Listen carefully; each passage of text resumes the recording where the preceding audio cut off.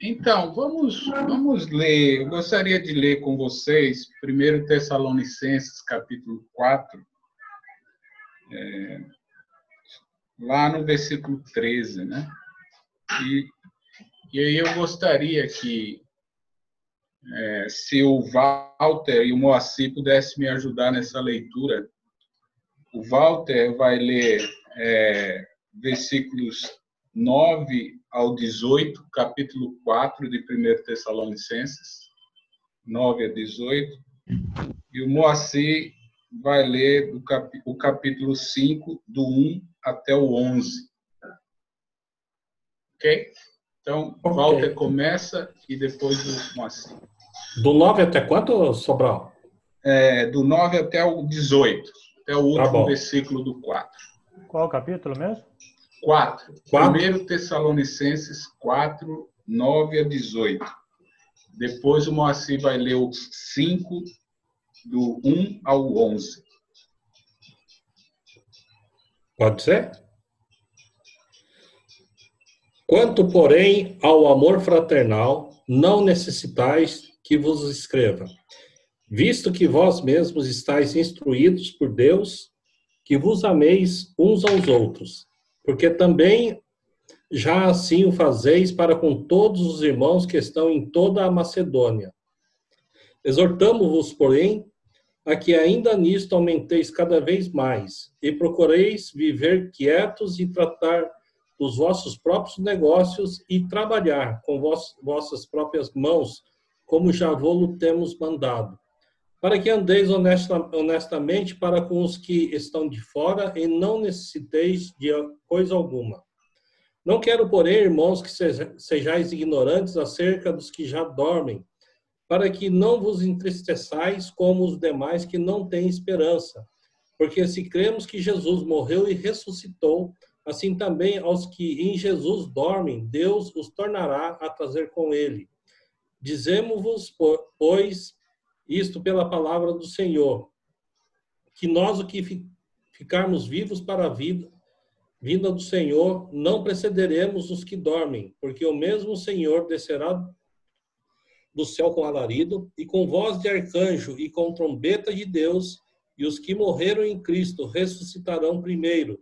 Depois nós, os que ficarmos vivos, seremos arrebatados juntamente com eles nas nuvens, a encontrar o Senhor nos ares, e assim estaremos sempre com o Senhor. Portanto, consolai-vos uns aos outros com estas palavras. Capítulo 5. Irmãos, quanto aos tempos e épocas, não precisamos escrever-lhes, pois vocês mesmos sabem perfeitamente que o dia do Senhor virá como ladrão à noite. Quando disserem paz e segurança, a destruição virá sobre eles de repente, como as dores de parto à mulher grávida, e de modo nenhum escaparão. Mas vocês, irmãos, não estão nas trevas, para que esse dia os surpreenda como um ladrão. Vocês todos são filhos da luz, filhos do dia.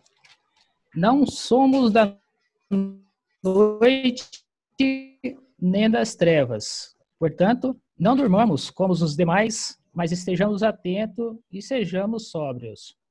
Pois os que dormem, dormem de noite. E os que se embriagam, embriagam-se de noite. Nós, porém, que somos do dia, sejamos sóbrios, vestindo a couraça da fé e do amor e o capacete da esperança da salvação. Porque Deus não nos destinou para a ira, mas para recebermos a salvação por meio de nosso Senhor Jesus Cristo. Ele morreu por nós para que, quer estejamos acordados, quer dormindo, vivamos unidos a Ele. Por isso, exortem-se e edifiquem-se uns aos outros, como de fato vocês estão fazendo. Amém.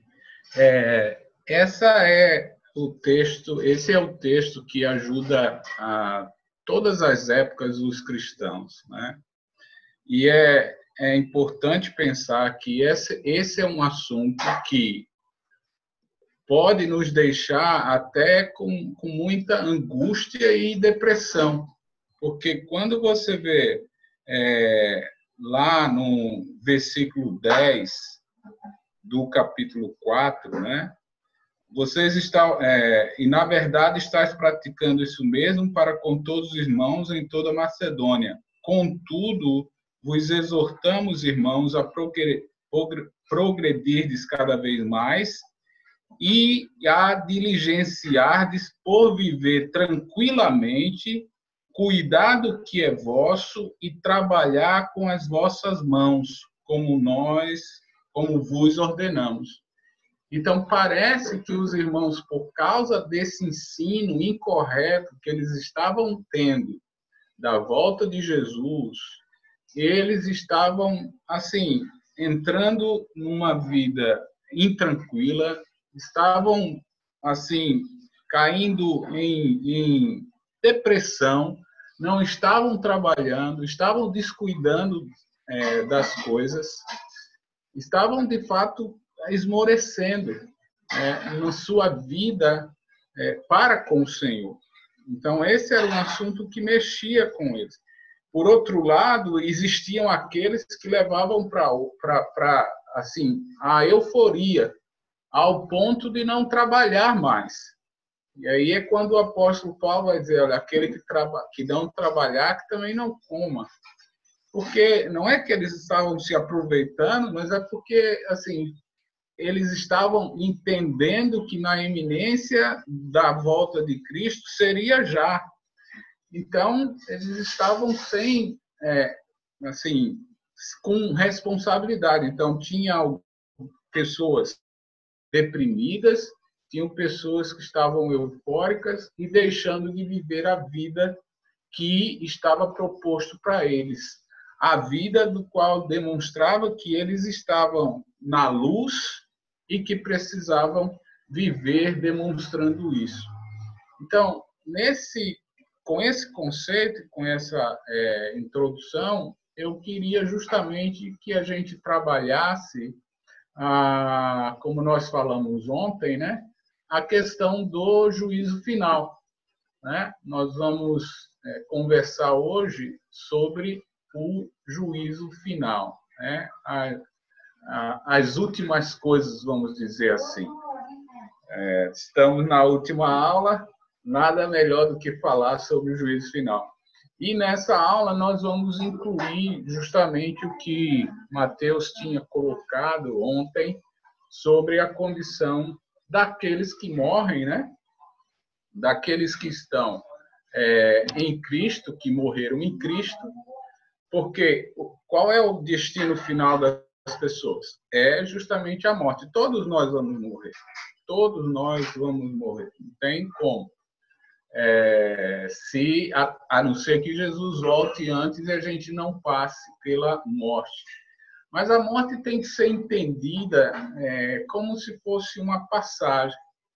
O que Jesus diz para as irmãs de Lázaro é algo importante que nós precisamos meditar, né? Quando Jesus vai dizer que ele é a ressurreição e a vida, né? Quem crê nele não morrerá, isso é verdade.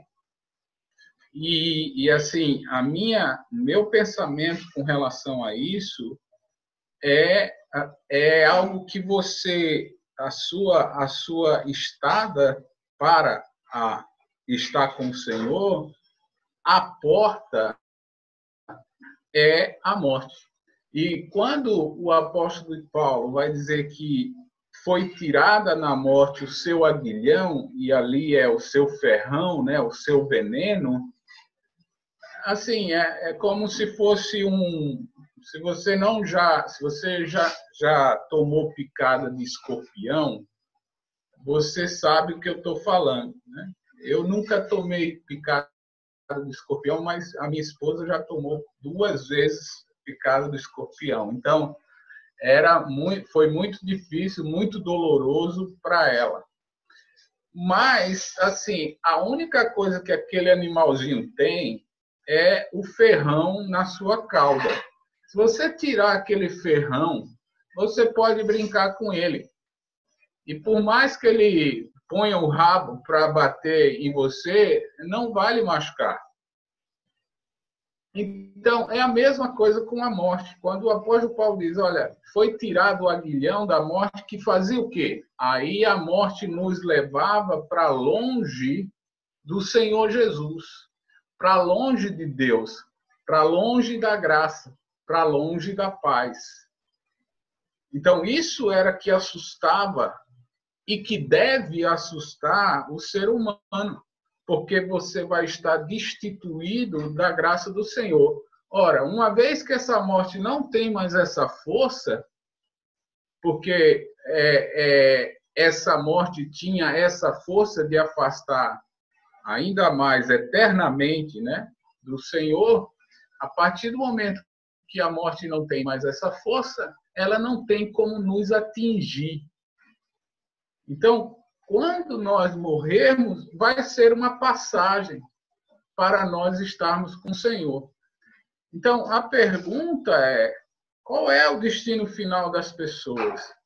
Como é que fica a situação dos mortos até o juízo final? Então, eu morri, e agora? Como é que fica esse ato, esse período, até chegar à vinda, a segunda vinda do Senhor Jesus, para consumar os tempos? Então, pelas Escrituras, eu gostaria justamente de colaborar com isso dentro desse meu pensamento, e, mais uma vez, é um pensamento que eu tenho. Por quê? Porque não só sou eu, né? Mas eu comungo o pensamento com outras pessoas também. Mas uma das coisas que muitas vezes a gente pensa é sobre a questão do sono. Por quê? A gente o apóstolo Paulo, no versículo 13 do capítulo 4 de Tessalonicenses, com respeito aos que dormem. Você precisa entender essa questão de dormir. Dormir não é com relação a eles, mas é com relação de nós para eles. Porque quando nós olhamos a pessoa morta, a pessoa para nós está inerte, mas não necessariamente do que eles estão, daquela forma. A questão do sono não quer dizer que eles estão dormindo, não quer dizer que eles estão inertes, não quer dizer que eles não estão conscientes. Ok? Então, muitas vezes a gente faz a leitura da Bíblia e quando tem o termo morte, ou melhor, o termo dormir, a gente sempre olha com a perspectiva nossa para eles e que eles estão nesse estado, onde eles estiverem. Eles estão dormindo. E aí, quando o Senhor voltar, eles vão acordar. No estado de inércia. Então, quando você olhar a palavra dormir, você pense da sua perspectiva. Ele não tem mais acesso a mim, nem eu a ele.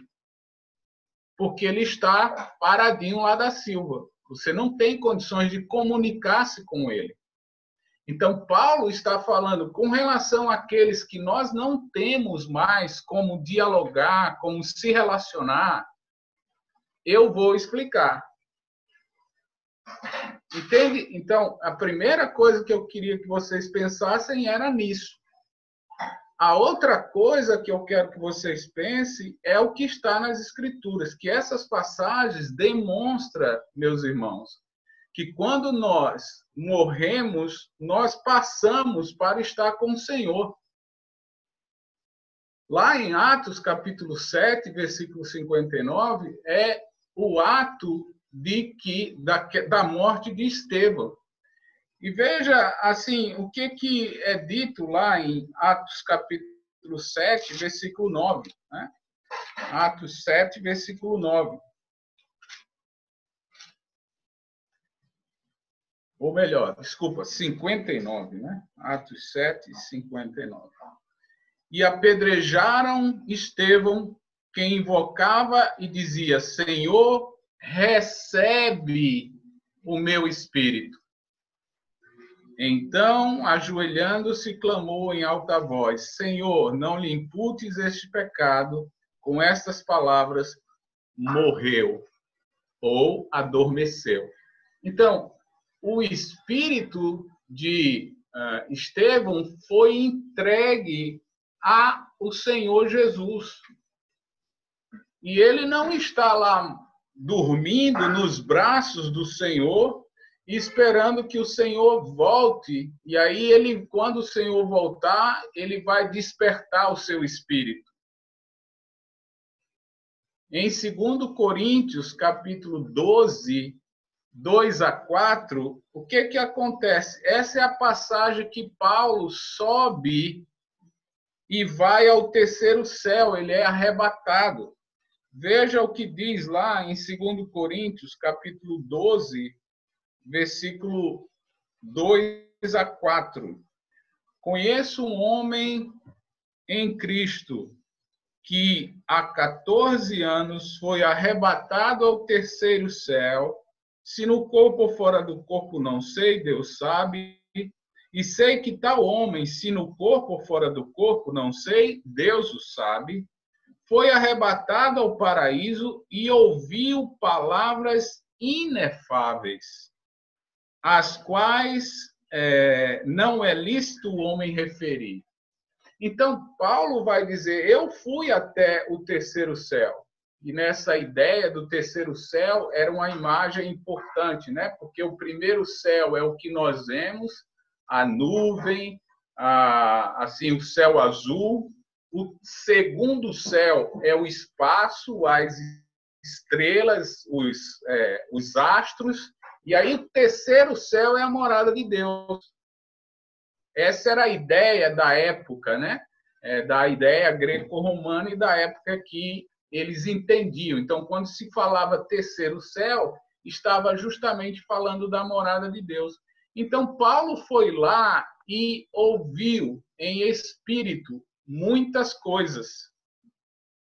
Em Hebreus, capítulo 12, o escritor de Hebreus vai falar algo importante sobre quando nós nos reunimos, quando a igreja reúne-se aqui, há uma reunião celestial também. No capítulo 12 de Hebreus, nós temos uma exortação, né, uma motivação para aqueles irmãos que estavam tristes. A carta aos Hebreus, nós vemos os irmãos tristes, né? Até no capítulo 11, nós temos a ideia de restabelecer os joelhos trôpegos, ouvir, dar atenção à repreensão do Senhor. E aí, no capítulo 12, versículo 22 a 24, né? Onde ele vai dizer, olha, meus irmãos, vocês tendem chegado ao Monte Sião, e a cidade ao Monte Sião e a cidade do Deus vivo, a Jerusalém celestial, e a universal assembleia e igreja dos primogênitos arrolado nos céus, e a Deus, o juiz de todos, e ao Espírito dos justos aperfeiçoados, e a Jesus, o mediador da nova aliança, e ao sangue da aspersão que fala coisas superiores ao que fala o próprio Abel. Então, quando a igreja se reúne aqui, há uma reunião lá nos céus. Deus, o Espírito Santo, os anjos e os que foram e que morreram, ok? Da igreja dos primogênitos, dos primeiros que foram para lá. Então, nós estamos vendo que quando nós passamos da morte, nós passamos para estar já com o Senhor, que é o que diz Apocalipse capítulo 20, versículo 4 a 6. Lembra? Apocalipse, versículo 4 a 6, é o último bloco de ensino sobre a vitória do Senhor. E lá em Apocalipse capítulo 20, veja o que acontece. Versículo 4. Vi também tronos, e nestes sentaram-se aqueles aos quais foi dada a autoridade de julgar. Vi também as almas dos decapitados por causa do testemunho de Jesus, bem como por causa da palavra de Deus, tanto quantos não adoraram a besta, nem tampouco a sua imagem, e não receberam a marca na fronte e na mão, e viveram e reinaram com Cristo durante 1000 anos. Ora, se nós somos amilenistas, nós estamos sabendo que o milênio já está acontecendo. E nesse milênio, esses irmãos que foram mortos porque não adoraram a besta, já estavam com o Senhor nos ares. Então, todas as passagens, irmãos, que nós temos visto nas Escrituras, não condiz com a ideia de que nós, quando morrermos, estamos dormindo, estamos paralisados. Nós estamos com... Quando você morre, e eu acredito piamente nisso, e essa é a minha esperança, quando eu morrer, eu vou abrir meus olhos espirituais e presenciar o Senhor Jesus. Eu espero ansiosamente por isso. Amém. Porque a Bíblia diz essas coisas para mim. Quando o apóstolo Paulo diz, olha, para mim o viver é Cristo e o morrer é mais do que isso, é lucro, não pode ser alguém que vai ficar dormindo, inerte, parado.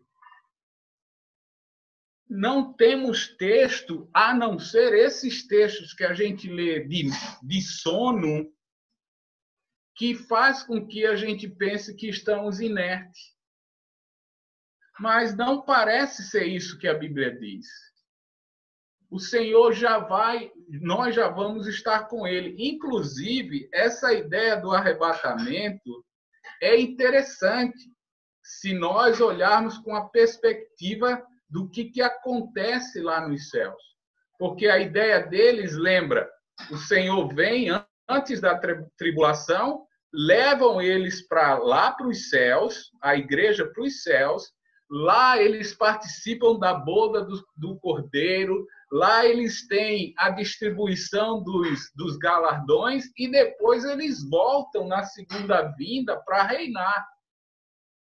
Então, eles entendem, de certa forma, esse conceito de que nós estaremos com ele quando nós morrermos. Isso é algo importante pensar, mas, infelizmente, essa frase que nos diz que a gente está inerte, dormindo, nós tiramos a força do que o Senhor quer dar para nós. Sabe o que vai acontecer? Isso é tanto os santos nos céus quanto os ímpios no lugar de tormento.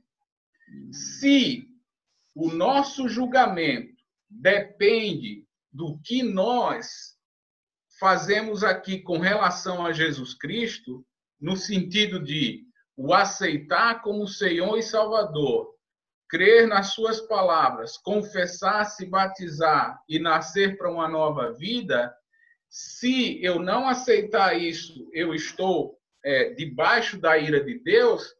Então, quando nós morremos, nós já fomos, de certa forma, sentenciados. O que haverá no julgamento é só a batida do martelo. Aqueles que vão para os céus e aqueles que vão para o inferno eternamente. Só que nós já vamos estar justamente desfrutando como aqueles que estarão em tormento estarão sofrendo.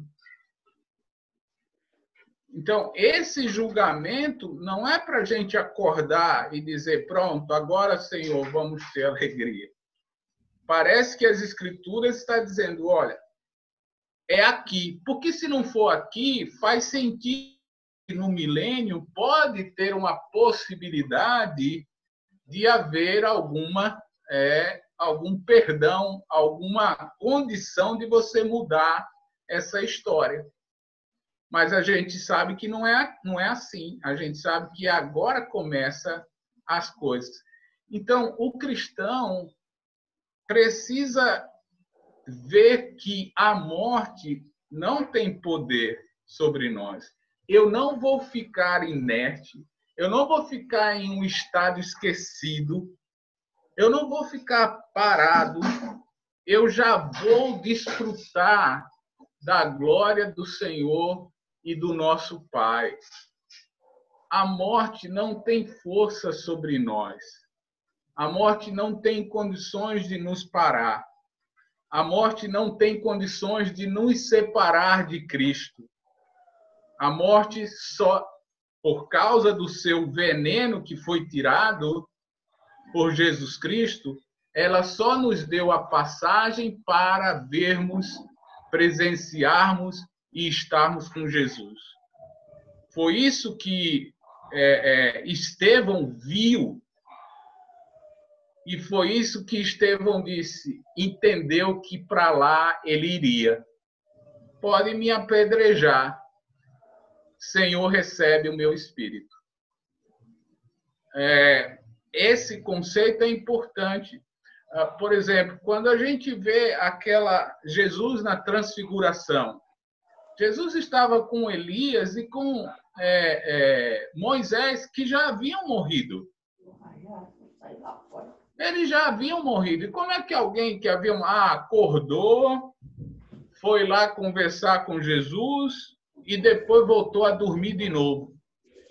Isso não é uma retórica lógica dentro dos conceitos bíblicos que nós estamos vendo com relação a esse relacionamento com o Senhor.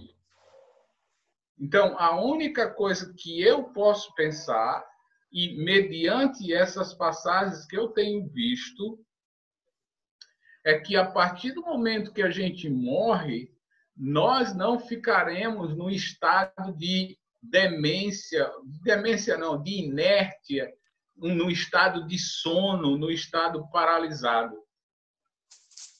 Eu creio que a partir do momento que eu morra, só o meu corpo vai estar ali, mas o meu espírito vai estar com o Senhor Jesus já.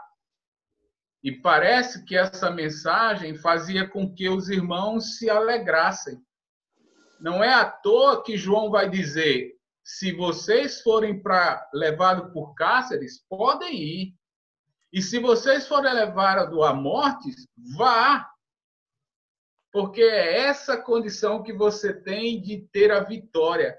É alguém, assim, eu posso imaginar, mediante essas passagens que eu li, e no livro do Apocalipse, eu posso imaginar João dizendo, quando vocês forem mortos, abrirem os olhos, vocês estarão dando de cara com o nosso Senhor e o nosso Salvador. Creia nisso, que vocês vão vencer esta morte.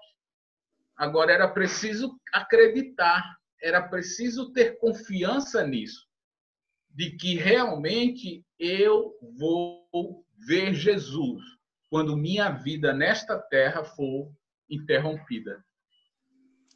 Então, para mim, parece ser mais forte essa mensagem de saber que logo em seguida eu verei a Cristo, do que a mensagem de dizer que eu estarei dormindo.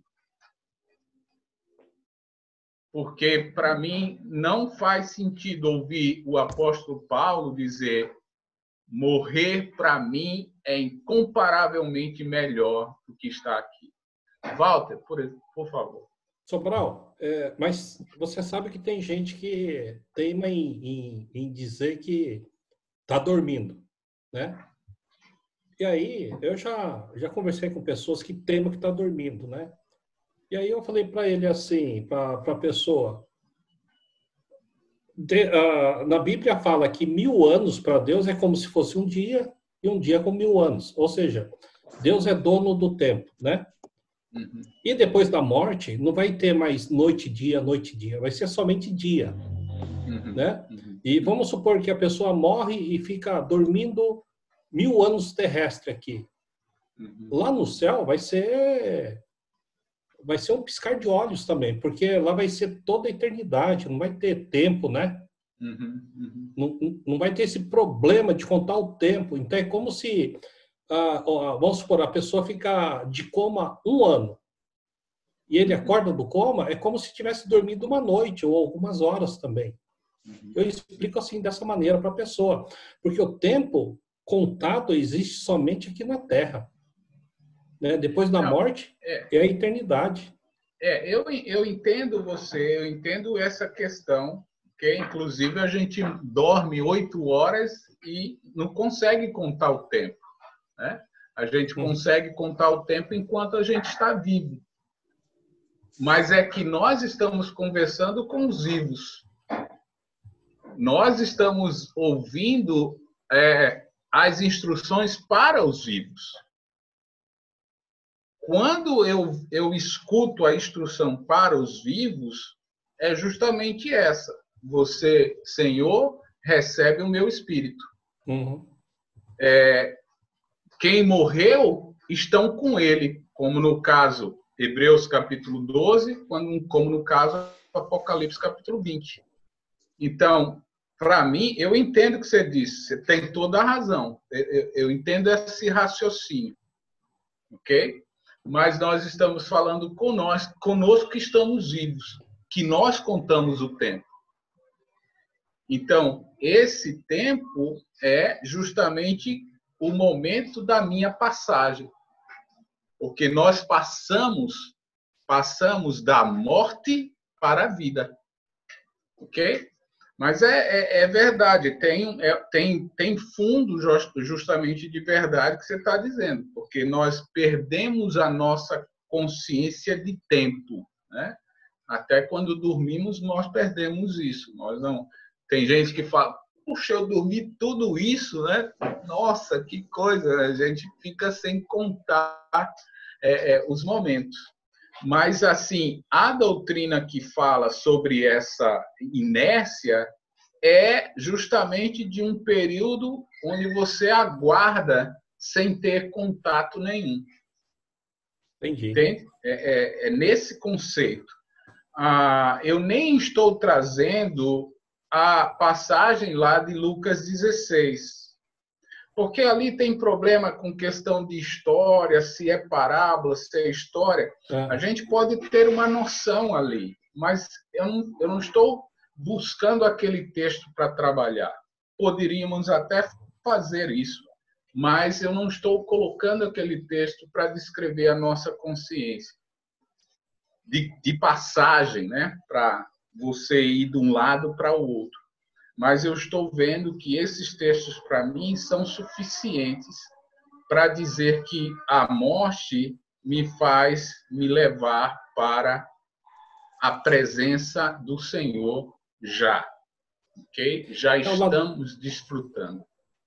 O ladrão na cruz, né? Jesus fala, hoje mesmo estarás comigo, né? Exatamente, né? Exatamente. Esse é um conceito importante de nós pensarmos nisso.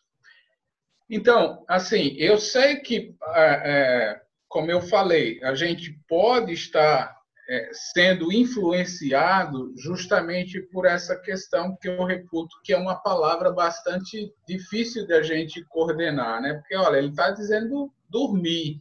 Tem muitos textos que falam isso. Efésios fala isso, né? Então, mas eu quero pensar que essa questão de dormir sou eu que estou vendo alguém que dormiu. E a ideia essa pessoa não tem mais contato conosco, não tem mais reflexo conosco, não pode mais estar conosco. Então, nesse ponto, é de mim para eles. Agora, deles, o que está acontecendo com eles, por essas passagens, eu entendo que eles já estão desfrutando da presença do nosso Senhor Jesus Cristo, do nosso Deus e Pai e do Espírito Santo. Amém. Ok? Ok. Com relação aos ímpios, aí eu tenho uma passagem que é até muito discutida. Sobral, Pois não, eu tinha levantado a mão. é que eu não vi, desculpa. Eu perdi, embora eu perguntei qual que era o capítulo, eu perdi o início. Tessalonicenses 4, eu não lembro, eu perdi os versículos lidos. Foi Tessalonicenses 4, me lembra aí, Walter, mas eu posso ir lá. Eu sei que é 9 a 18. 9 a 18. Ok, não, tudo bem, só para contextualizar aqui a minha pergunta. Certo. Então, pelo que você falou, o cristão morre e já vai direto para o Senhor. Mas aí como que fica, então, Tessalonicenses 4, deixa eu ver aqui qual que é a passagem, que ele vai falar assim, ó. Peraí, deixa eu pegar aqui, a partir do 13. Ó, se cremos que Jesus morreu e ressurgiu, cremos também que Deus trará mediante Jesus, juntamente com ele, aqueles que dormiram. Ok. Dizemos a vocês a palavra que nós...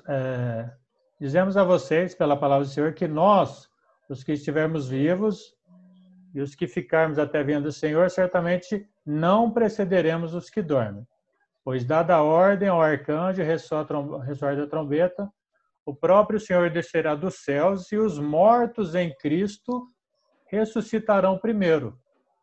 Uhum. Então, assim, dentro desse texto, o que dá a entender é que, irmãos, quanto aos que dormem, os que já morreram, quando o Senhor Jesus descer dos céus, né, mediante aqueles que nele dormiram,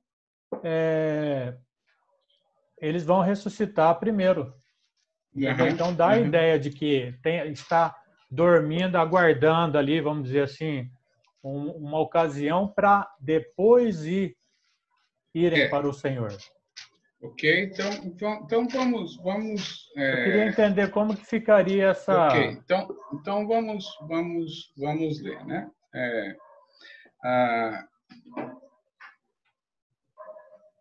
Veja, versículo 14. Você pode ler o versículo 14. Pois se cremos que Jesus morreu e ressuscitou, assim também Deus, mediante Jesus, trará em sua companhia os que dormem.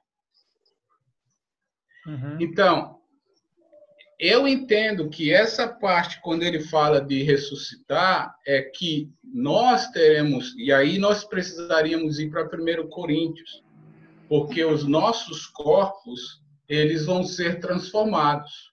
Sim. Uhum. Ok? Então, nossos corpos ainda não estão transformados. E essa ressurreição, para mim, eu entendo que é os corpos. E os corpos vão chegar aos seus espíritos e vamos ter corpos celestiais e espíritos celestiais. Porque senão é contradição 14 com esse final que você leu, não é? Porque Jesus vai vir em companhia os que dormem. Trará em sua companhia os que dormem. Ok? E aí, versículo 17, vão ser ressuscitados. Então, eu entendo que há, justamente nesse momento, ligando com 1 Coríntios capítulo 15, que vai falar dos corpos transformados, que vai ser quando, na última trombeta, vai haver essa ressurreição desses corpos transformados para encontrar-se, eu penso, com seu espírito. Porque nós somos corpo e espírito.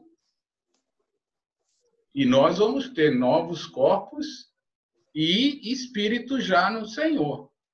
Então, para mim, essa minha questão aqui é essa união que vai acontecer nesse dia final, né? Nesse dia assim, glorioso da segunda vinda com o Senhor. Então, para mim, essa ressurreição são dos corpos que estão aguardando essa transformação. que, por exemplo, João, 1 João, vai falar isso. Vai dizer que nós já somos iguais a Cristo, mas ainda não. Vamos acontecer quando ressuscitarmos. Porque, inclusive, Jesus, eu podia até colocar aqui, mas, por exemplo, Jesus, quando morre na cruz, você lembra, né? Ele diz a mesma coisa que Estevão disse: entrego o meu espírito. Não foi? Essa foi uma fala de Jesus na cruz. Mas o corpo dele estava enterrado. Ele vai ser enterrado. E ele vai estar, e o espírito está com Deus. Então, parece que quando há a ressurreição, e aí o que acontece? As pessoas, às vezes, estão com ele e, às vezes, não conseguem saber que é ele. Porque o corpo de Jesus foi ressurreto, mas tem algumas diferenças. E eles passam em portas que estão fechadas, enfim. Então, parece que essa união do corpo e do espírito, ela se dá de forma diferente. Então, eu acho que essa ressurreição de Jesus acontece justamente entre o seu encontro do espírito com o seu corpo. Entendi. Então, bacana. por isso que eu estou falando, assim, que tem a ver com isso. Agora, mais uma vez, assim, eu volto àquela frase, né? É boa vontade. Porque, assim, eu não consigo perceber essa diferença. Porque alguma coisa está acontecendo. Ou eu sou dois, ou eu estou dormindo, ou eu estou com o Senhor, como esses versículos dizem, ou eu estou com o Espírito e esperando essa ressurreição do meu corpo para, assim, viver eternamente com o Senhor no novo céu, na nova terra. Mas, assim, não estou fechado com nada, porque isso é um terreno de difícil assim, pisar.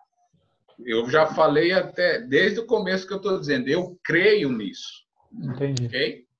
É nesse sentido. Fale, por favor. Não, bacana. Não, então, literalmente, aqui essa ressurreição vai ser só do corpo, porque o espírito do cristão já estará com o Senhor e descerá com ele. Eu suponho, porque se for duas coisas, aí é contraditório. Porque ou ele vem, ou eu vou. Não é? Entende o que eu estou dizendo? Versículo 14 e 17 de 1 Tessalonicenses. 14, 17. Porque 14 de 1 Tessalonicenses 4 diz que ele vem em companhia dos que dormem. Em 17 ele diz como é que é? Os mortos ressuscitarão primeiro. 16, né? Os mortos ressuscitarão primeiro. Então, ele vem com os que dormem ou os que dormem vão para ele? Se não for essa espírito e corpo, então são dois. Os que dormem e os que estão mortos. Entende? Então, eu acredito que essa junção, porque aqui fala do final dos tempos, aqui é o final na segunda vinda do Senhor, quando ele virá em glória, né? E aí nós, assim, seremos completamente transformados e vamos viver com ele eternamente. Então, para mim, eu vejo isso e aí ligo com o que Jesus é. Porque, assim, onde é que Jesus está de sexta para domingo? Eu acho que ele está com o Senhor. E o Senhor o devolve o seu corpo, porque esse é o grande milagre, ter esse poder para que nós encontremos de novo o nosso corpo. Então, o Senhor vai justamente ressurgir com o seu corpo e espírito. E é esse corpo que sobe. Porque o anjo lá em Atos capítulo 1 vai dizer, olha, esse corpo que você está vendo é o que vai descer. E é esse corpo que está com as marcas. Porque ele diz para Tiago, né?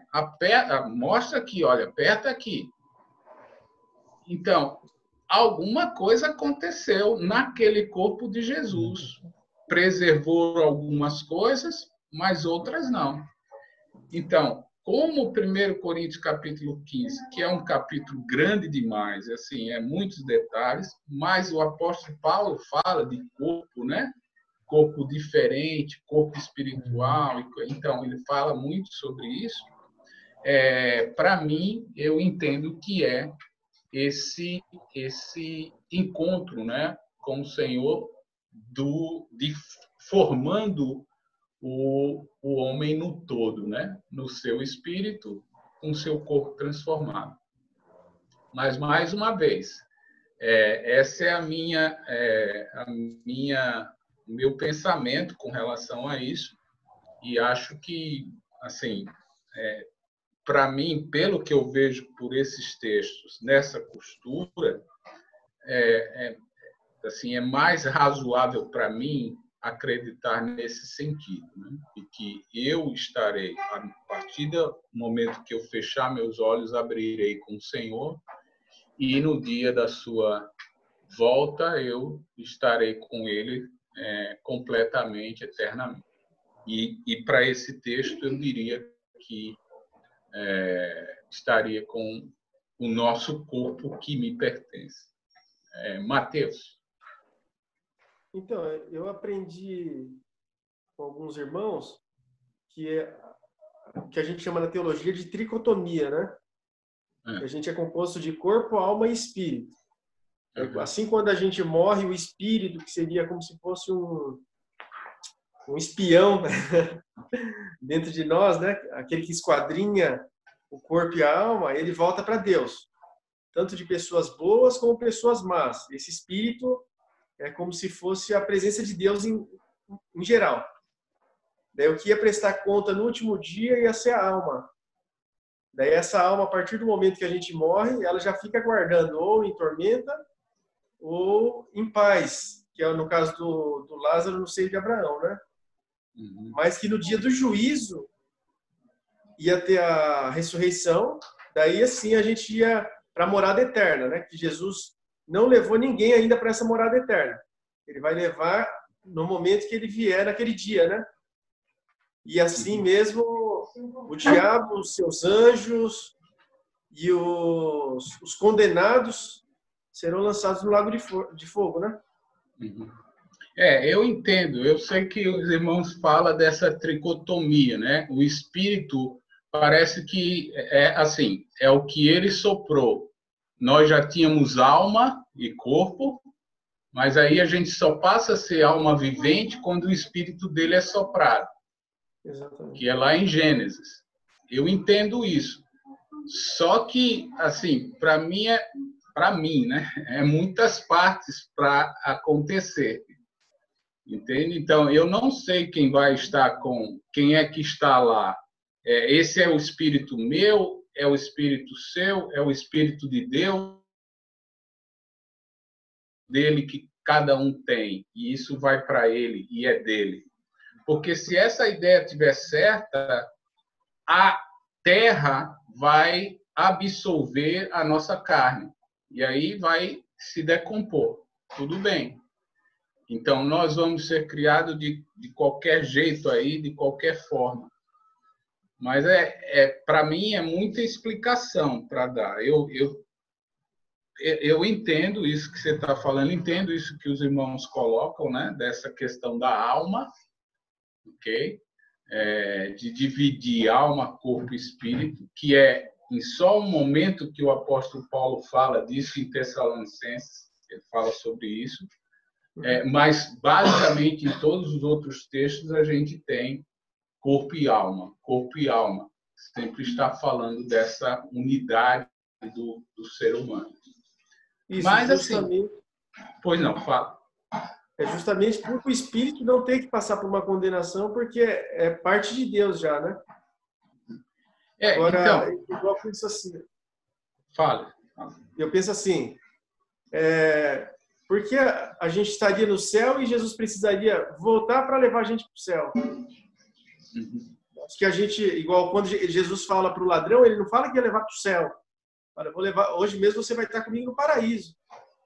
Não no céu, né? Então.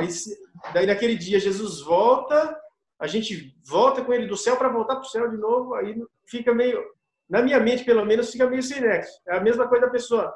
Vai voltar do inferno para voltar para o inferno. Então, mas com o inferno nós temos outro conceito, que nós vamos ver para frente. Uhum. Nós temos outro conceito. O que tem com o inferno não tem com o céu. Ok? O que tem com o inferno não tem com o céu. Porque quando nós vamos falar sobre isso, por exemplo, o Senhor vai voltar para julgar o mundo. E nós, como diz o apóstolo Paulo, vamos julgar também o mundo. Ok? Capítulo 2 Coríntios, capítulo 6. Nós estamos no julgamento e também julgando. Por quê? Porque nós somos, na mão de Deus, a certeza que o julgamento dele é correto. Que ele não é injusto. Olha aqui a minha prova. Aqueles que são os fiéis, que acreditaram nisso. Então, não é que eu vou para o céu e volto, mas é para eu vim para o julgamento, porque todos vão participar. Eu venho para o julgamento, mas a minha sentença já aconteceu. Aconteceu enquanto eu estava aqui. Então, se a discussão aqui eu vou estar dormindo ou vou estar desfrutando da presença do Senhor? Essa é a questão aqui. Entende? Então, isso a ideia do irmão, de uma linha de pensamento que faz essa tricotomia, né? Que Deus levou o seu espírito e tem alma e corpo dormindo, ele vai... Não. Eu digo no paraíso ou no Hades, né? No caso, no Hades.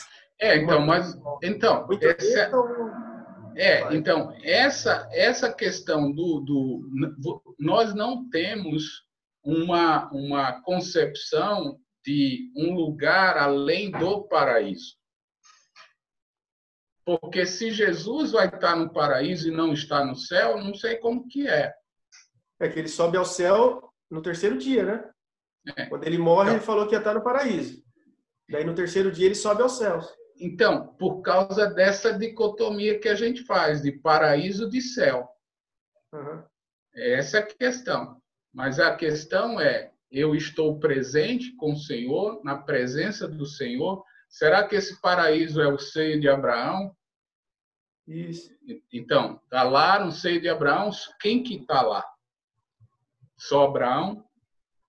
Então, esse conceito da presença de Deus, para mim, é justamente na minha morte. Agora, eu posso estar ligando a ideia, né, por exemplo, tirando a inércia, né?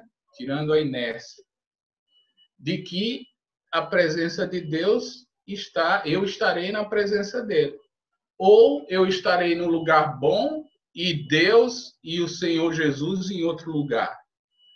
Então, eu não vejo, dentro dessas passagens que eu li, isso acontecer. O que nós temos é só Lucas para segurar essa versão. Mas Lucas eu não quero trabalhar, porque Lucas tem essa discussão literária. Okay? Então, mas até mesmo aqui em Tessalonicenses, que o Marinho mostrou aí, né? Certo. Você leu o versículo 14, né? Falando que Jesus trará com ele, né? Mas será que não é trazer com ele para trazer para junto dele? ou trazer com ele do céu? Bem, trazer com ele do céu ou trazer com ele para a gente morar junto com ele? Trazer em sua companhia. Ele virá trazendo em sua companhia. Trará com ele. Eu vou trazer, eu trago alguém com ele em sua companhia, né? Os que dormem. Porque ele está falando que Jesus ressuscitou. Deus, mediante Jesus, trará com ele. E nessa vinda, né, quando o Senhor vir, ele vai encontrar com os que estão mortos, né, em Cristo, ressuscitarão primeiro. Então, para mim, aí se completa essa parte do homem, porque só quem ressuscitou em corpo foi Jesus, e não nós, e não os mortos, né?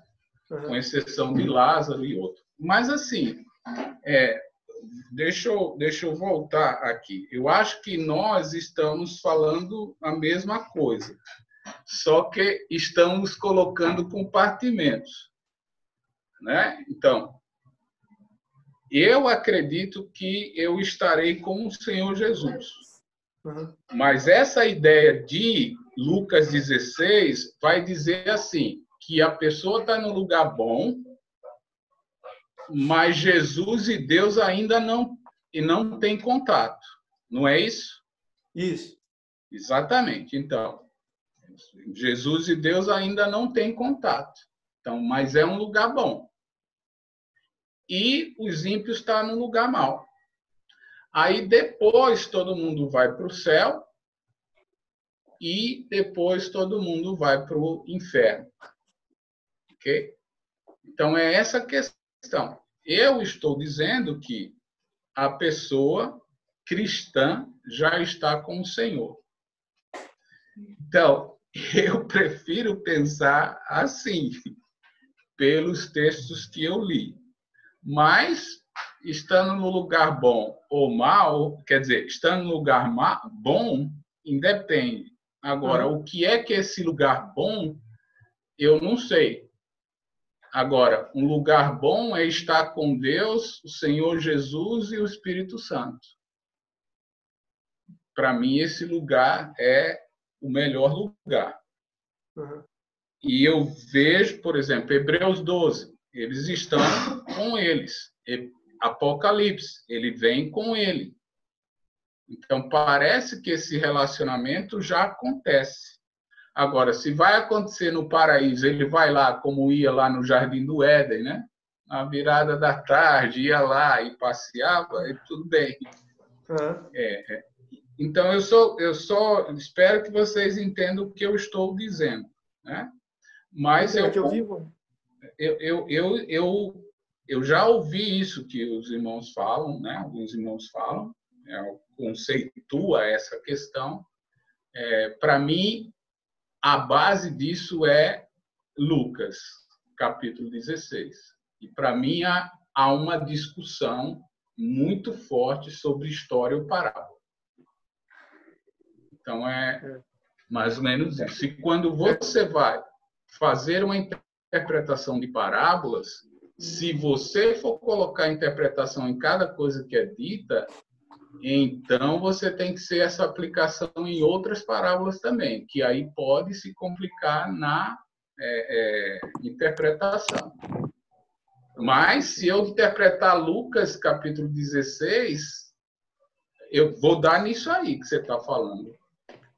Porque é muito claro. Eu vou lá e, por exemplo, em Lucas não fala paraíso. Fala Hades. Isso.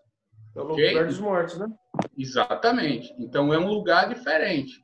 Então, vai dizer que no Hades tem o Tártaro, tem o Hades pode ser um lugar de tormento, depende do contexto, mas não parece ser. Então, será que o Tártaro é um lugar que é o outro? Eu estou com essas palavras aqui no meu outro slide. Mas, assim, essa discussão de Lucas, para mim, é difícil por causa da literatura. Entendeu, Mateus? Então, mas eu digo também por Apocalipse, né? Que fala que até o inferno vai ser lançado no lago, né? Até o inferno teria uma condenação. Exato, tem todo esse conceito. Mas qual é o inferno ali que ele cita em Apocalipse? Então, seria o fim da morte, né? Então, a morte não teria mais nada. Porque ele está vindo e supostamente ainda tem vivos. Ele está vindo e supostamente ainda tem vivos. É que eu acabei de ver uma aula com o Newton Barreto e ele defende essa linha de raciocínio de antes do céu e inferno, não tem ninguém no céu e ninguém foi condenado ainda. Vai ser condenado ou absolvido só no dia do juízo, né? Agora, se a gente pensar que eu já vou para o céu, já vou para o inferno, já estou condenado, né? E não é? Seria Jesus voltar. E não é? Sim, mas para que Jesus volta, então? Já que a gente já está com ele. Para bater o martelo para os que estão no tormento e terminar a vida. E para os que estão aqui. Jesus volta para os que estão aqui. Termina o mundo para os que estão vivos. Porque ninguém, assim, nós não vamos pensar que o julgamento já está todo mundo morto. Não, mas o diabo está, né? Não, eu estou falando com relação aos... Não, com relação aos seres humanos. Isso, mas a gente vai ser... Na verdade, os desobedientes, eles vão ser condenados junto com o diabo, né? Sim, o diabo não está vivo. Sim, mas e não tem vivo fiéis também? Não terão? Sim.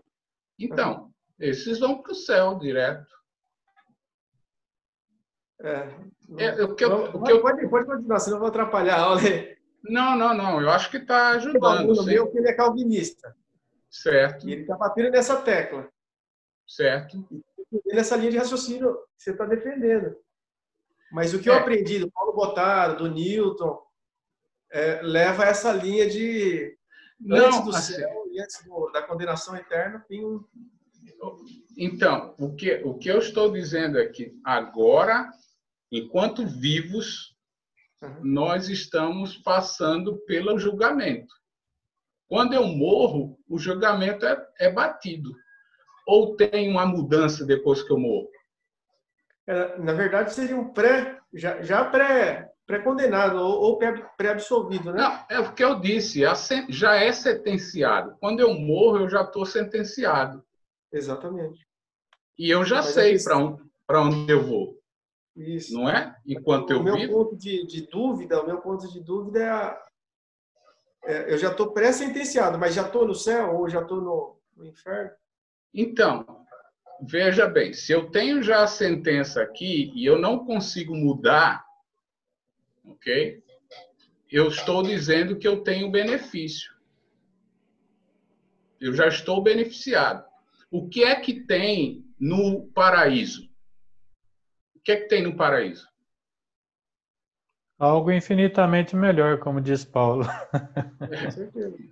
Então, mas não tem a presença do Senhor Jesus, não tem a presença de Deus e não tem a presença do Espírito Santo. Depende do que interpretar pelo seio de Abraão, né? Tem alguns que falam que o próprio Abraão seria o Senhor, né? Apesar de Lucas mas eu não vou estudar Lucas. Entende? Se eu for para Lucas, eu vou fazer muita coisa ali. Mas eu nem quero falar Lucas. Eu não estou trabalhando Lucas. Entende? Então, a questão que eu falo é sobre esse julgamento aqui. Agora, o Senhor vai bater o martelo no dia final, porque no dia final vai ter gente viva, tanto infiéis como fiéis. E esse julgamento, o que é que vai acontecer? Quando a pessoa está viva e o Senhor vem, para onde a pessoa vai? Vai passar no paraíso? Vai passar no... Não, vai passar direto, vai direto para os céus. Por quê? Por causa do seu procedimento aqui nessa vida. Então, essa base que eu acho por exemplo, como é que eu vejo isso aqui? Ah, não, é simbólico. O Senhor Jesus vem e reina 1000 anos. Esse 1000 anos que ele está reinando é aonde? Se eu sou amilenista, ele já está reinando agora. E se ele está reinando agora, está dizendo que as almas decapitadas estavam também. Então, para mim, a presença do Senhor é garantida. No dia do juízo, eu venho com ele e eu faço parte desse julgamento. E aqueles que estão vivos vão ser julgados e vão estar junto de mim, e aqueles que estão mortos vão ser julgados e vai ser levado à morte o Satanás e todos os seus anjos para o inferno. Acabou o mundo. Então, para mim, eu já estarei desfrutando da presença do Senhor. Agora, mais uma vez, né? Eu estou dentro, eu entendo assim essa questão. E eu acho que assim, nós estamos encontrando com o Senhor e confirmando o meu ser, né? Corpo e alma. Né? Tendo o bater desse martelo. Uhum. Entende? Então, assim, agora eu sei que os irmãos fazem isso, essa tricotomia, essa ideia de corpo, alma e espírito. Ok? Então, precisa ver como que isso é referenciado. Ok? E aí tem espírito, alma e corpo, terra. Eu sei todos esses detalhes. É difícil mastigar isso pelo segmento de passagens. E depois vem justamente aí quando entra em Lucas, aí é que eu fico mais atrás. Eu fico mais atrás com relação a Lucas, porque Lucas não fala de paraíso. Lucas fala de Hades. E se nós queremos dividir o Hades com paraíso, dizer que o Hades é um paraíso e o Hades tem um lugar de tormento, tudo bem, sem problema. Tanto é que um consegue ver o outro, né? Então, assim, esse lugar dos mortos, aí a gente vai trabalhar essa coisa parabólica. Uhum. Entende? Você vai trabalhar essa coisa parabólica. Porque quando você diz um vê o outro, um fala com o outro, um diz que tá, entende? Então, quando a gente começa a interpretar cada coisa dessa na parábola, aí eu fico parado. É que parábola, geralmente, Jesus usa para mostrar realidades espirituais que a nossa mente não teria capacidade de interpretar. Ok, mas parábolas, quando você vai interpretar, uma coisa que a gente aprende é não dê nomes aos bois. Porque se você for dar nomes aos bois, você perde o ponto. Uhum. Então, você tem que saber no todo o que é que ela quer dizer. Porque quem fazia assim e alegorizava a parábola era Agostinho ou os intérpretes do primeiro século. E essa alegorização criou muito problema, né? Tem até aquela questão lá do filho pródigo, né? Dizendo que o filho pródigo é isso, que as moedas são isso, que o estábulo é isso, né? Ele levou para a igreja, que é onde é o lugar do hotel, é a igreja. Então, as duas moedas, ele está descendo de Jericó, uma cidade ruim, enfim. Ele vai falando um monte de coisa, dando nomes aos bois. E se a gente diz para não fazer isso nas parábolas, por que agora a gente vai fazer na parábola de Lucas 16? Então, assim, eu não gosto mas, assim, toda essa discussão aqui é se nós temos a presença de Jesus quando nós morremos ou não.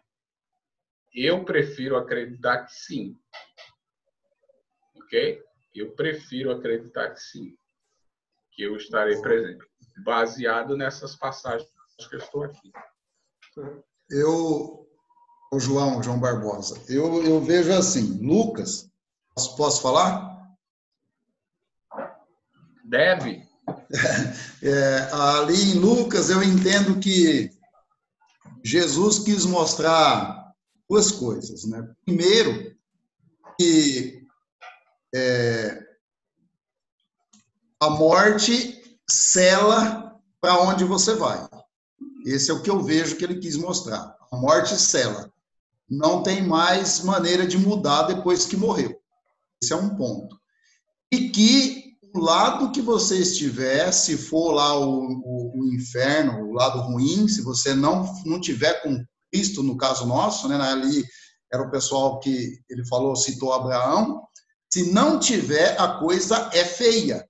Então, assim, para deixar o povo ciente que, a partir do momento que morreu, não tem mais o que fazer, não tem que acender vela, não tem que rezar, não tem mais o que fazer, que tanto é que o rico fala, volta e fala para os meus irmãos, então, para não fazer, falou, não, lá tem a palavra, lá tem, e eles que, né, Moisés, tem, sei lá. Então, eu vejo dessa maneira, que ali Cristo quis mostrar isso aí, que selou, a morte sela, e que se não tiver com Deus, com Cristo, é feio a coisa é sofredora. Esse é um ponto que eu entendo ali da Lucas. Agora, voltando aqui para nós hoje, no caso de onde nós estaremos e se nós estaremos com Cristo ou não, eu também tenho a mesma linha de raciocínio sua, Sobral, e entendo assim ainda, que nós estaremos com Cristo e com Deus. Primeiro, Cristo está sentado ao lado do Pai, não está? Se nós estamos com Cristo, nós estaremos junto com Ele. E, levando em consideração que Deus é onipotente, onipresente, onisciente, Deus está em todos os lugares que são bons. Então, nós estaremos todos junto com Ele. Eu entendo dessa maneira. Morreu, está com Cristo? Está com Cristo, está com o Pai. Então, assim, no dia do juízo final, lá no dia da volta de Cristo, pelo que eu entendo, e do texto aqui, vem-se os que já morreram, vêm com Cristo, né? Os que estão, os vivos, nós, no caso, Paulo fala nós, que estamos em Cristo e estamos vivos, encontraremos com Ele, e aí sim é que eu vejo que vai ser lá naquele texto de Mateus que Cristo fala que ali haverá tanto ranger de dentes, aquelas pessoas que falam, mas eu também, aqueles que não forem, né? Falar, mas eu também deveria de estar aí com o Senhor, no caso. Ele fala, eu fiz isso, fiz aquilo. Ele fala, apartai-vos de mim. Então, assim, é o julgamento final. Os que estão com Cristo, vai com Cristo. E os que já morreram, eles estão junto com Cristo ali para fazer, porque Cristo depois ele não fala que vai entregar o reino para o Pai, definitivamente. Então, quando ele entregar o reino definitivamente, ele vai entregar com todo. Que ele, no caso que ele falou lá, que foi citado na cruz, se nós estamos todos no paraíso, nós estamos com Cristo, estamos com Deus, por Deus ser onipresente, né? Onisciente, onipotente. E, então, assim, eu não vejo... É claro que nós estamos falando do texto assim, de uma maneira que existe várias linhas de raciocínio, mas eu vejo também dessa maneira, que nós estaremos com Cristo a partir da morte, sela-se a partir da morte, estaremos com Cristo. E lá estaremos com Deus, num paraíso, num lugar, no céu, mas Deus está presente, porque Ele é onipresente. E, assim, quando no dia do juízo final, vai ser só, quem tiver, os que estiver vivo vai com Cristo, e aqueles que não vai com Cristo, que não obedeceram, vai ser julgado da maneira que fala, vocês estão separados, vai para o inferno. E ali vai haver gente que não, porque todo joelho e toda língua dobrará e confessará, né, o Filho de Deus, que Jesus é o Filho de Deus.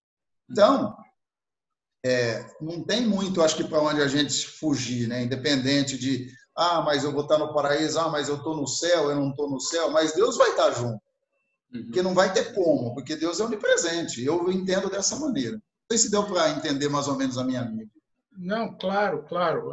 Assim, o que Mateus está trazendo é justamente essa questão. Como é que nós vamos ficar depois da morte? Se nós vamos ter acesso à presença do Senhor ou não. Ok? Essa é a questão. Talvez nós não sentimos a presença do Senhor, talvez ele ainda não apareça, não é a palavra, sumiu a palavra agora, mas ele não esteja, assim, nós não conseguimos ver o Senhor como face a face ainda, mas ele sabe, ele vai estar junto de nós, porque nós estaremos com Cristo, né? Eu creio assim. Então, os dois complicadores é entender como os nossos textos bíblicos explica a palavra dormir, como eu já falei, que eu acho que é um complicador. Eu prefiro olhar de nós para o outro. E o outro complicador é justamente fazer essa ideia de que nós vamos estar na presença do Senhor já ou não. Ok? Então, para mim, eu entendo dessa forma, né? Que nós já estamos fazendo já estamos com acesso ao Senhor. E veja, por exemplo, quando nós falamos de julgamento, a gente, inclusive, o que vai acontecer, por exemplo, com Romanos, eu tenho um slide aqui que nós vamos falar sobre isso. Todos vão ser julgados pelas suas obras, né?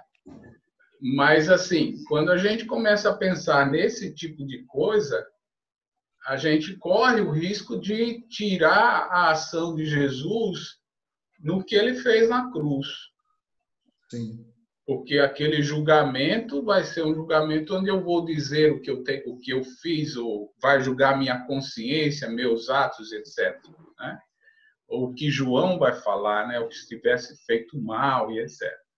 Mas, assim, o que eu tô propondo aqui é uma visão de que nós estaremos na presença do Senhor, porque estar com o Senhor é incomparavelmente melhor do que estar aqui.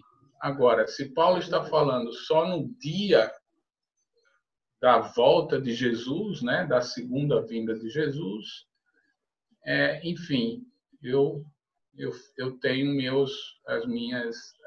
as minhas dúvidas. Mas, mais uma vez, nós estamos falando depois dos acontecimentos. Nós não temos tanto textos que possa resolver essa questão. Então, eu prefiro não discutir um texto mais forte, que é justamente Lucas 16. Eu prefiro ficar isento daquilo e dizer que estamos entendendo que o seio de Abraão é a presença ou os braços do Senhor. Mas obrigado, Mateus, por ter trazido essa boa discussão. Pelo menos eu acordei, né? Fiquei esperto. Então, um outro texto por exemplo, 1 Pedro, capítulo 3, 18 a 20, que também é um texto difícil, muito difícil, né? Um texto que vai falar sobre a questão dos ímpios, né? 1 Pedro 3, versículos 18 a 20. Pois também Cristo morreu uma única vez pelos pecados, o justo pelos injustos, para conduzir-vos a Deus, morto sim na carne, mas vivificado no Espírito, o qual também foi e pregou aos espíritos em prisão, os quais, no outro tempo, foram desobedientes, quando a longanimidade de Deus aguardava nos dias de Noé, enquanto se preparava a arca, no qual poucos, a saber, 8 pessoas foram salvas através da água. Então, esse lugar, né, da prisão, esse lugar onde eles estão, esses espíritos aprisionados, a gente tem muita discussão sobre isso, né? Sobre Jesus desceu ao inferno, Jesus foi ao inferno. Então, para mim, parece que Jesus, assim, o texto não diz que ele foi para o inferno, que ele desceu ao inferno, como a gente tem escutado em muitas mensagens por aí. Eu, assim, junto essas duas passagens lá com 1 Pedro, no mesmo livro, né? Capítulo 1, versículos 10 e 11.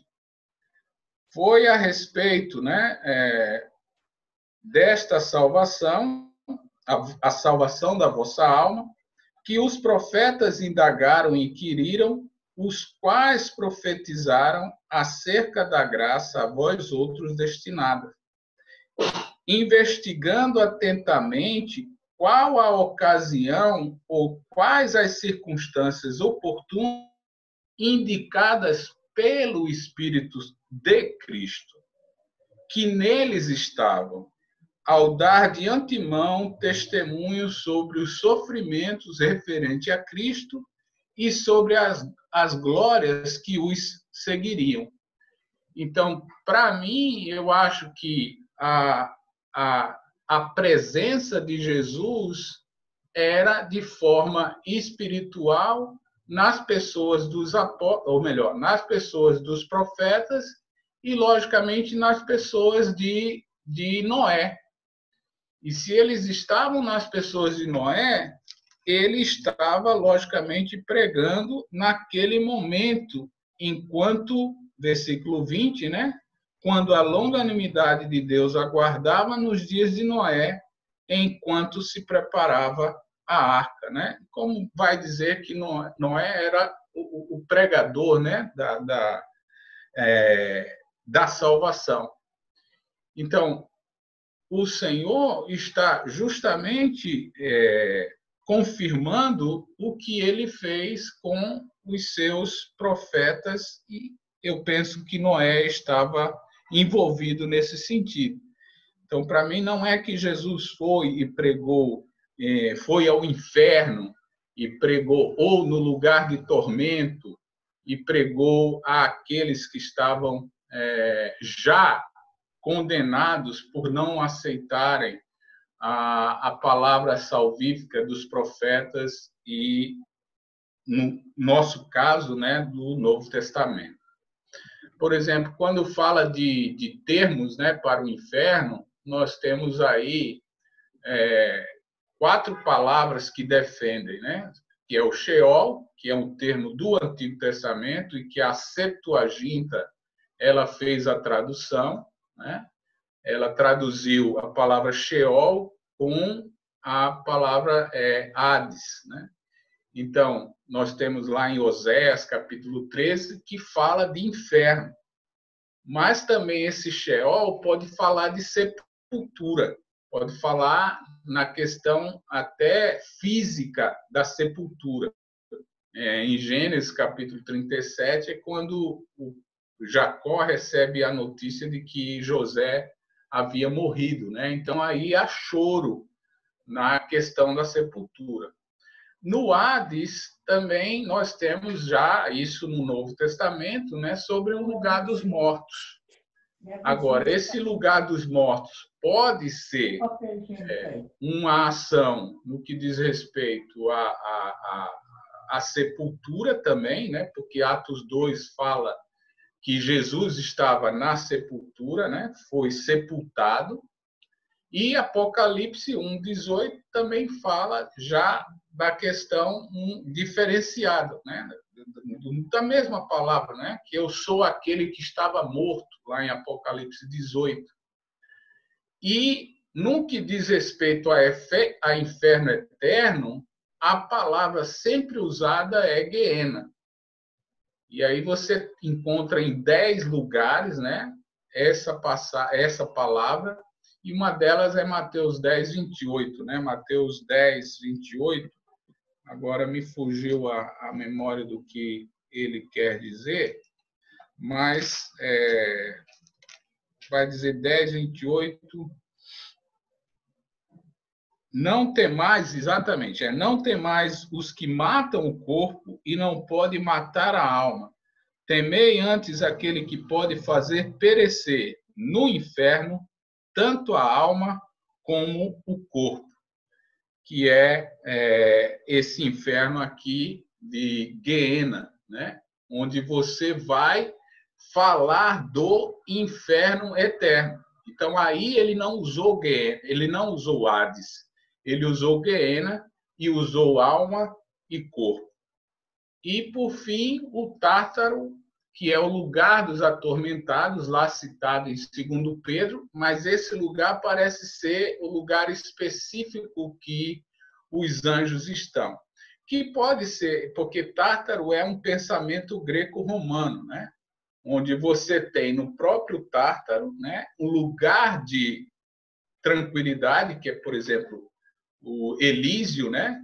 Então, Campos Elíseos é um campo de paz, onde você tem a ideia greco-romana de morte no lugar de paz. Talvez, ligando com Lucas, seria esse paraíso. E o lugar de tormento seria a parte da morte, né, do Tártaro, que é o lugar dos atormentados. E lá é o único texto que tem na Bíblia que vai dizer que os anjos estão esperando, logicamente, essa confirmação para esperar e aguardar o confinamento, ou melhor, aguardar a ação de Deus no dia final. Ok? Então, há falsas doutrinas sobre os juízos de Deus. O que é que vai acontecer, né? Tem a doutrina do aniquilamento, né? Onde eles vão dizer que vão ser aniquilados os justos, os injustos, e vai haver essa destruição. Eles virão no dia do juízo só para ser aniquilados, sumirem.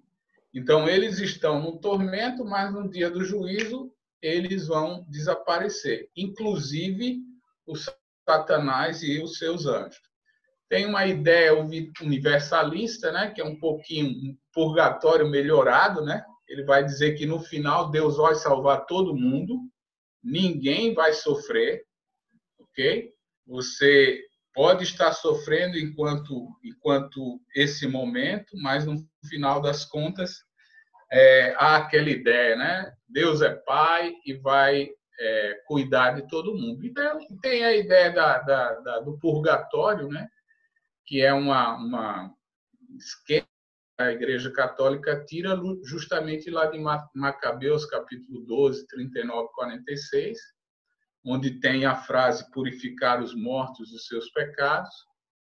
Mas aí João vai dizer que não tem como, né? Você morre, você vem e você vai prestar conta pelo que você fez e pelo que você não fez. Assim, pelo que fez de bom, pelo que fez de mal. Então, voltando aqui essa questão dessas 4 palavras, né? Isso vai justamente depender, meus irmãos, esses textos, do contexto. Então, como é que eu sei quando ele está falando do Hades, né? Dessa questão do lugar dos mortos, que ele está falando da sepultura, ou está falando de um lugar ruim, ou um lugar bom? Então, vai depender, logicamente, do contexto que vai estar se usando essas palavras. Agora, no que diz respeito ao Gehenna, é sempre o inferno eterno. E esse inferno eterno, aí é depois da vinda de Jesus para consumar os tempos. Então, a partir daí, isso, logicamente, acontece. Então, vamos dar uma parada aí de 5 minutos para a gente dar uma respirada. E logo em seguida a gente volta, tá bom?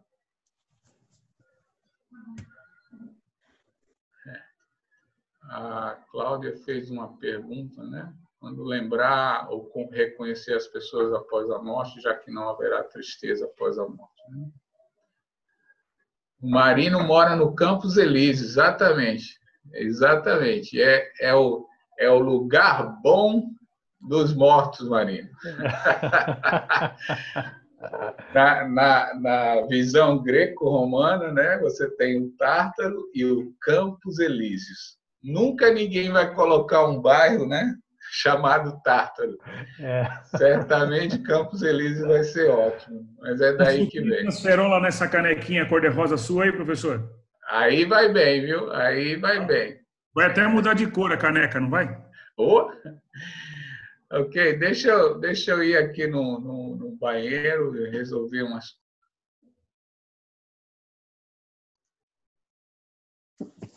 Esse baboso. Você está com caneca cor-de-rosa? É, suco de acerola. Ah, é? Que de suco de acerola. Ai, e bebeu tanto no banheiro. Não, mas é o Barbosa. Você foi no banheiro, foi o professor. Ah, então. Ricardo Sobral.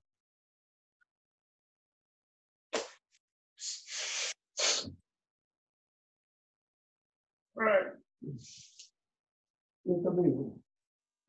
O Victor já vai.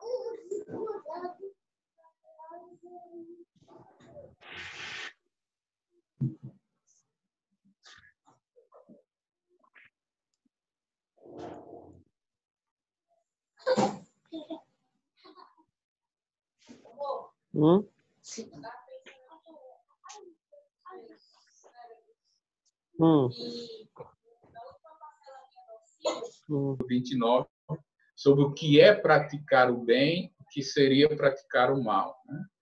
Está justamente dentro do ouvir o Senhor Jesus e dar atenção ao seu mandamento, né? Porque ele vai dizer, aquele que ouvir a minha voz, aquele que me segue, né? Esse terá a vida eterna. E eu li Apocalipse, que foi a visão, né, de Apocalipse 20, do grande trono branco, e onde até cita, né, que todos vão ser julgados, e no versículo 14, a morte, o inferno serão lançados no lago de fogo, e aqueles que não foram achados no livro da vida serão também lançados no lago de fogo. Então, mais uma vez, a gente começa a ver que esse julgamento, e de certa forma, está muito mais direcionado para, supostamente, aqueles que ficarem, do que, basicamente, aqueles que morreram. Porque nós temos pouquíssimas passagens, por exemplo, com exceção de Tessalonicenses, né? Sobre essa questão daqueles que morreram, estão sempre falando daqueles que ficaram, daqueles que estão vivos. Porque todos esses conceitos de julgamento sendo citados para quem está vivo. Quando olhamos a questão do morto, daquele que está morto em Cristo Jesus, aí nós precisamos ver quais são as passagens que citam isso. E as passagens que citam isso, uma delas é justamente Tessalonicenses, onde o apóstolo Paulo vai ajudar os irmãos a entenderem o que é que está acontecendo com eles. Mas, basicamente, os textos que nós temos sobre o julgamento parece ser que nós estaremos presentes naquele julgamento enquanto vivos. E aí, enquanto vivos, nós temos uma fala como essa do apóstolo Paulo, né? Lá em Romanos. Nenhuma condenação há para os que estão em Cristo Jesus. Então, nesse julgamento, eu já entro em Cristo tranquilo. Mas você vai ter sempre essa ideia da fidelidade, de ser fiel, de estar firme, de estar em Cristo nesse dia.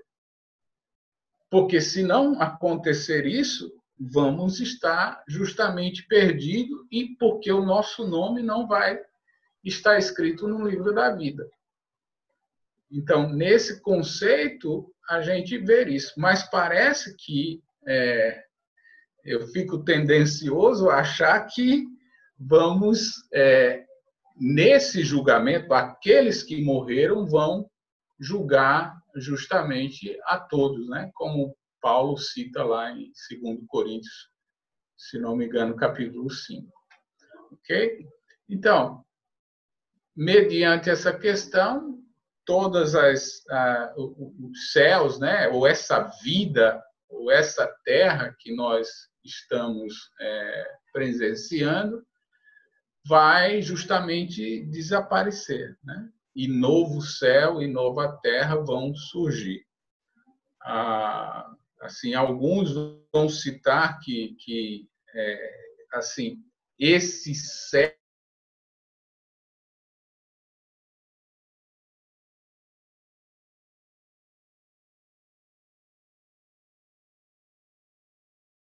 deu uma travada aí.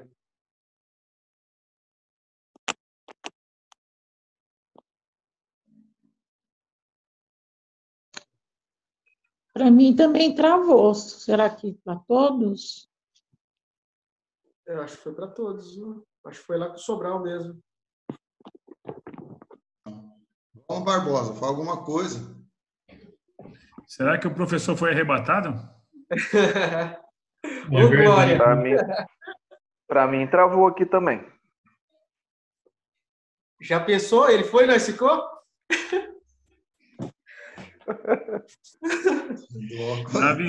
Na visão dele.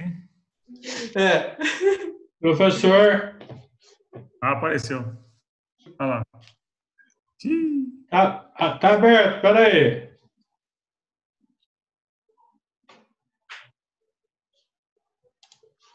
Tá aberto, professor. Eu acho que eu fui abduzido, fui ao terceiro céu e voltei para contar para vocês como é que foi. Foi uma assim, dúvida. Foi tirar uma dúvida. É verdade, eu fui tirar uma dúvida e vim aqui resolver a questão. Sabe que eu só ouvi no final assim que assim travou aí. Essa foi a última frase, porque e aí depois eu fui prestar atenção, realmente eu estava congelado, assim, vocês todos congelados e eu sozinho no paraíso junto com o Senhor. Nossa Deus. Ai. Enfim. Aí então aconteceu com você, professor, igual Lázaro.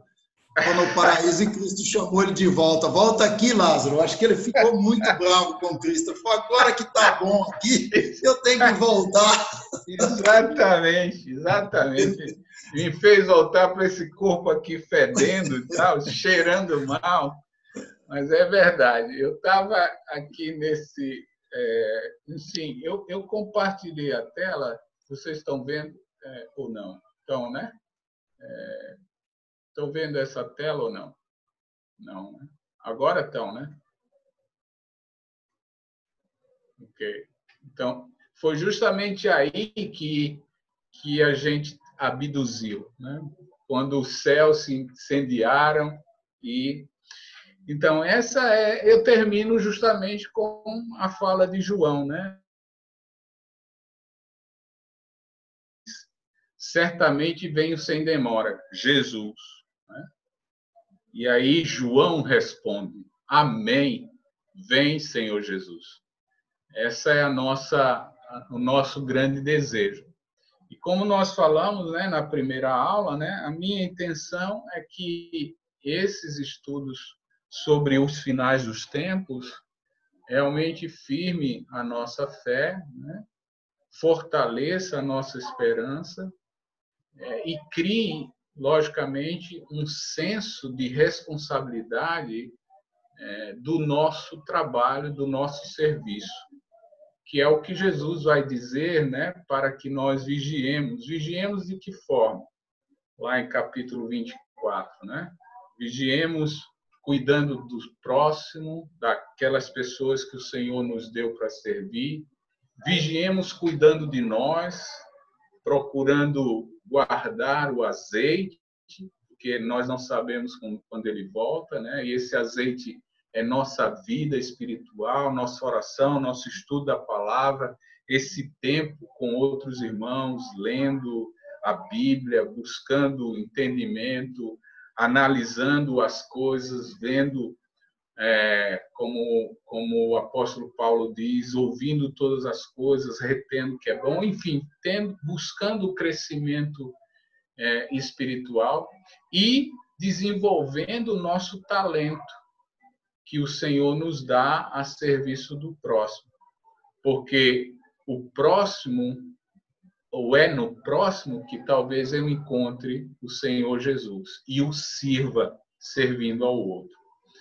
Então, espero que a gente justamente saia entendendo esse pensamento. E como corpo, como a igreja, que a igreja realmente seja o corpo de Cristo e possa ir fazer, né, o que Jesus fez, buscou aquele que estava perdido, né? Porque ele veio para buscar e salvar o perdido. Ok?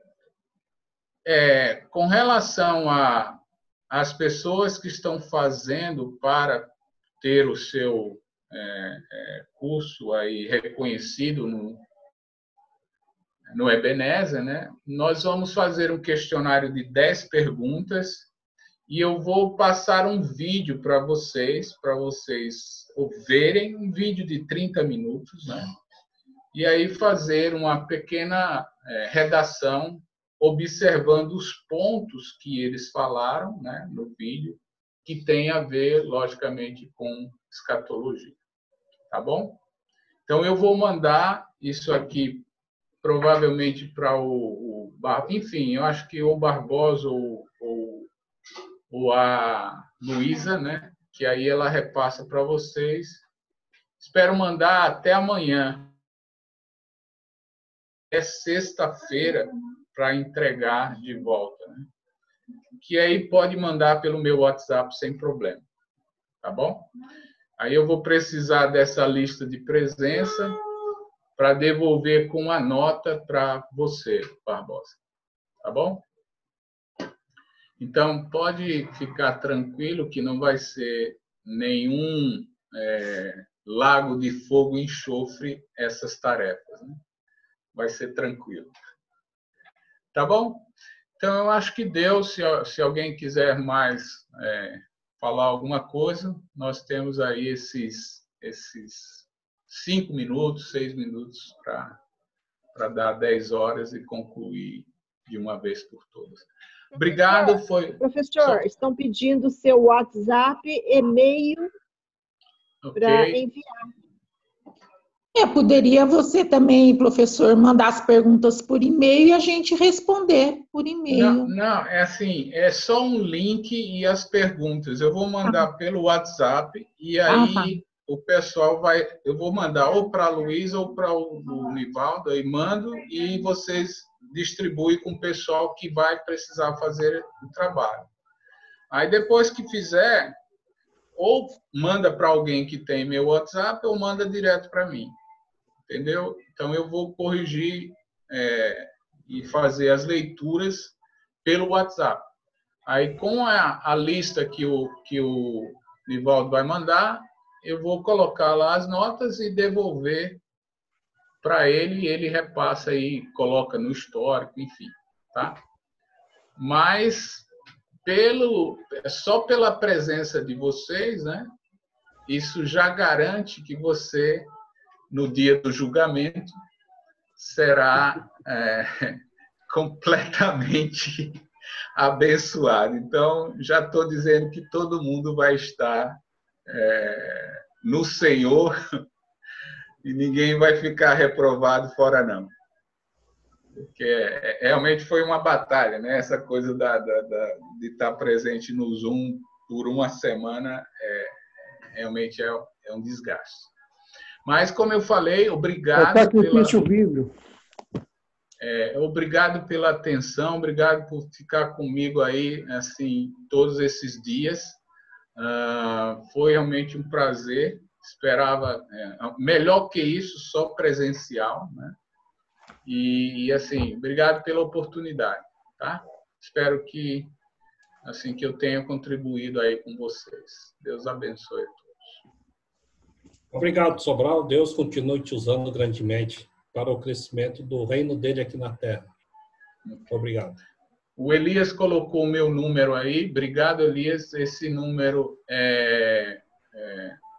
que é isso, Ricardo Sobral, Campos Elísio, olha aí, tá vendo? Isso mesmo.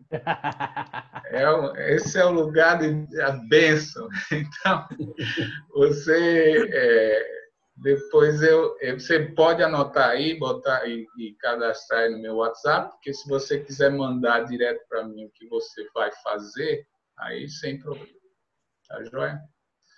Então, obrigado, gente. Se alguém quiser falar, os microfones estão abertos. E a gente tem os finalmente. Eu só quero agradecer, professor, e Deus continue abençoando a sua vida, da sua família, para que possa estar levando a palavra, ensinamento a todas as pessoas, né? E que assim todos possam compreender e também levar aqueles que ainda não conhecem a palavra de Deus. Que o Senhor esteja com o senhor sempre. Com você. Amém. Obrigado. Obrigado, gente. Obrigado, Walter, pelo apoio. As meninas, a Luísa, a Cláudia. Ô, Nivaldo, fala aí, o Ronaldo, que eu não consigo falar. Só você que consegue fazer isso. Obrigado. Obrigado quem, Nivaldo? Professor, só fazer um agradecimento. O bom do Zoom é que ficar uma semana aqui na minha casa.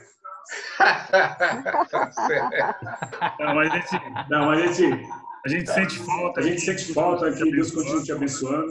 Acho que foi uma grande oportunidade, uma ferramenta boa para a gente continuar estudando mesmo longe. Valeu mesmo. Valeu. E Deus continue te usando.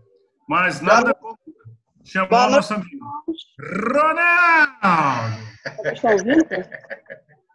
Boa noite. Boa noite. Eu vou pedir para o Elias. Vamos orar, pedir para o Elias fazer essa oração, tá? Elias aí é o cara que esse grupo aí gosta demais, né? Tem até gente usando o seu nome. Então, assim, como o pessoal gosta, então não podíamos terminar da melhor forma com a oração do Elias. Marino, eu acho que é bom fechar os... Fechar, ok. Oi. Antes de orar, eu quero agradecer a Deus por vocês, que eu e meu marido fizemos parte do grupo. Como visitante, eu quero agradecer a vocês todos pela oportunidade. Obrigado. Muito bom ter vocês aqui. Meu nome é Judite, meu marido é Pierre. Joia, Pierre. Joia, Judite. Deus abençoe. Eu também, Ivan, aqui de São Bernardo. Gostaria de agradecer, tá? Fala, Ivan. Um abraço. Outro. Aí.